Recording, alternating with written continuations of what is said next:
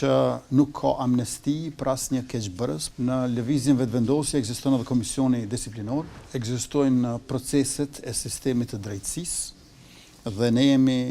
të hapur për të gjitha hetimet që do zhvillohen. Është e rëndësishme të ritheksohet që nuk ka amnesti për asnjë keqbërës për çdo i cili ka manipuluar gjatë evidentimit apo numërimit dhe hetimet le të shkojnë deri në fund. Ne jemi aty për të bashkëpunuar me ata të cilët do ta kryejnë hetimin në mënyrë që të zbardhet e vërteta dhe të vendoset drejtësia, sepse vota është e shenjtë. Në anën tjetër, ju e dini që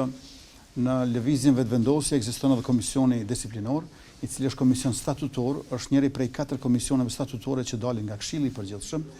dhe të cilët nuk janë organe të kryesisë apo të kryetarit, por janë organe të organit më të lartë, që është Këshilli i Përgjithshëm, kur t'i kemi të dhënat e plota, padyshim që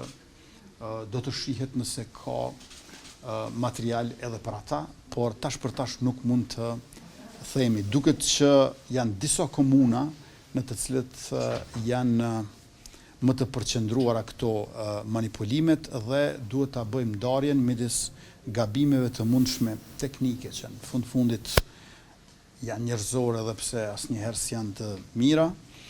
dhe manipulimeve të qëllimshme apo madje edhe organizimit të më shumë se 1-2 personave për manipulim.